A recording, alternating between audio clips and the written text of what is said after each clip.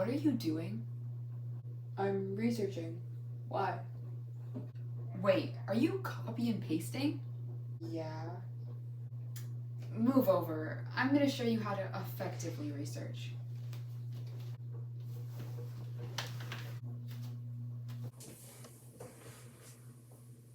Hi, my name is Hargan, and today I'll be talking all about the art and science of researching. This short video will help you do effective research, whether it's for a speech, a debate, or even for a school assignment. And knowing the basic rules and key points will help you do an effective speech in a relatively short period of time. The first question you may ask is, why is research so important and how does it even benefit us? Well, good research is crucial and it's the foundation of a good speech. See, when you have good research, you familiarize yourself with this topic, and you're a lot more confident when it comes to presenting your topic or writing your speech. It adds a sense of certainty, and it'll be a lot easier for you when you do write your speech. So, what does not good research look like? Well, not good research is when your information is dated, and that makes it look like it's not factually correct because it's not relevant. This makes it very easy to counter and to debate against. Additionally, you will lack confidence because you don't actually know what you're talking about because you haven't actually researched it enough to fully understand the topic. So, to completely avoid this situation, I will be talking about the 5 cycles of research. The cycle of research is a simple 5-step process as shown in the cycle chart just now. There are 5 key steps to doing effective research, so let's just do a quick walkthrough of them before I go into depth. So firstly, we have clarifying your topic, identifying your purpose, broad and focused research, credible resources, and lastly, incorporating your research into a speech. Step number 1, clarifying your topic. It's as simple as, what is your topic? Look at your topic and see if there's a concept that you don't really understand, and if there are things that you do understand. It's not about researching. Don't Google anything just yet. Just take note of what you do understand and what you need to search up later to help you understand your topic. Step number 2, identifying the purpose. So for this part, you basically want to think about what are the key takeaways that you want your audience to get from your speech or debate. And then think about, do you want your speech to be more emotional or informative? A key tip, most speeches, you want them to be informative. So this would mean when you're researching, you want to look for data, statistics, facts, no opinions. Number 3, broad and focused research. So this is when you can actually start researching. So now, if you don't actually know what the topic is, go back to step number 1 and think about all the things that you need to clarify that you didn't really understand. This is when you can actually start researching and Googling that. And once you've kind of had like a basic idea of what your topic is, you can start narrowing your topic. Now, to help you narrow your topic, a great way is to actually ask yourself questions. Personally, I think that a great way to ask yourself questions is to use the 5 W's: who, what, where, when, and how. Number 4, credible resources. Now, number 4 really goes with number 3 because you really need to know number 4 to do number 3 accurately. There are 2 different types of sources: academic and non-academic.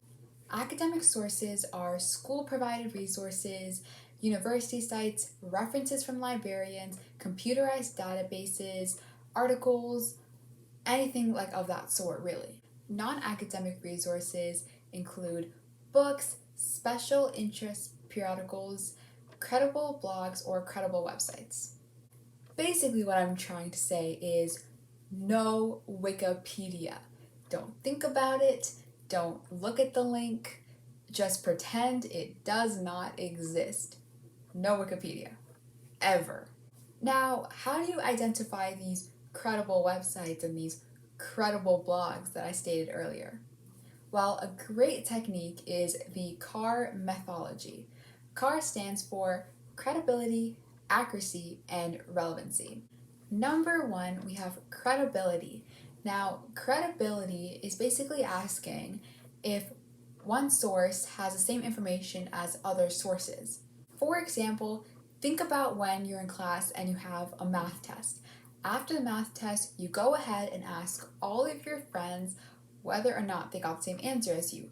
Person 1 got 4, person 2 got 4, person 3 got 4, and you got 87. See, in that situation, you can most probably assume that you're wrong and everyone else is right because more than one person got the same answer. The same goes for sources.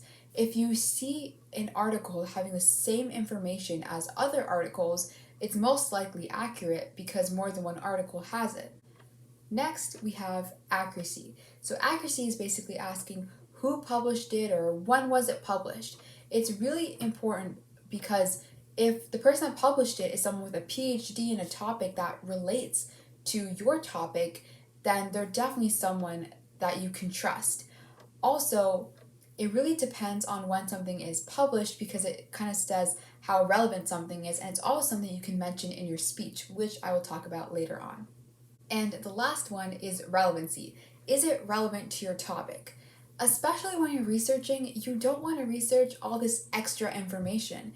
Stick to what you know. You're going to see a lot of different searches because how Google works is it picks words from your search and tries to connect them to other URLs and links. You're going to get a lot of sometimes links that don't actually relate to what you're trying to find. So don't waste your time if you notice that it's not going to be any help to you. Another way to see whether or not there are credible resources is by using this chart with domain names. Now, I'm not going to go too much into depth about what this chart says, so I really recommend pausing the video and taking notes and reading and understanding the chart yourself because it's very, very important information. And that brings us to the final cycle of research. Number 5, incorporating research into a speech. So the first part of this cycle of research is organizing your research so that you can use it in your speech. So when you are writing your research, make sure that you're always writing things in your own words. And I understand that it's a lot harder than it sounds, so a tip that I personally use is to read a text from an article to understand it and then try to rewrite whatever I just read in my notes. This way, I'm kind of forcing my brain to actually think about what I just read. Also, once you've actually written down all your research, this is when you can actually use that research and organize it and create subtopics.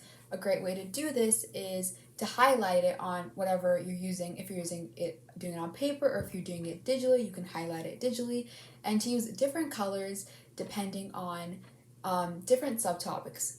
And to kind of find your subtopics, look for if things kind of like fit under the same topic, and then you can kind of see how many subtopics you have. So if you feel like 2 points kind of relate to each other, you can use them as part of one subtopic.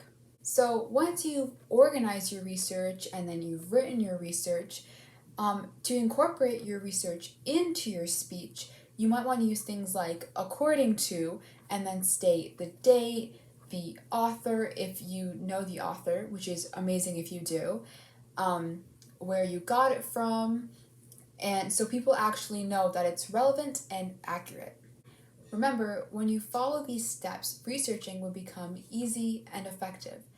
The biggest challenge students face when researching is either that they spend too much or too little when researching. If you spend too little, then your research isn't powerful or strong enough, or if you spend too much, then your research, you have a lot of good points in your research, but you spend so much time researching that you didn't spend enough time writing or practicing your speech. Therefore, to help you out, here's a simple strategy that you can follow. Number 1, differentiate between researching and how much time you're going to give yourself to practice and write.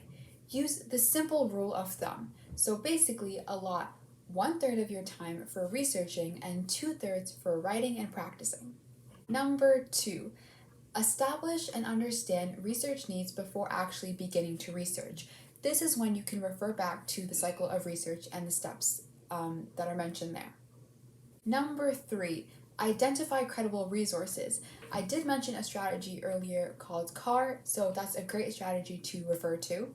Number 4, Keep all your research in one place, so make sure you're using one document, maybe having some subtopics that you might bold to help keep you organized, and use bullet points and etc. Whatever you prefer.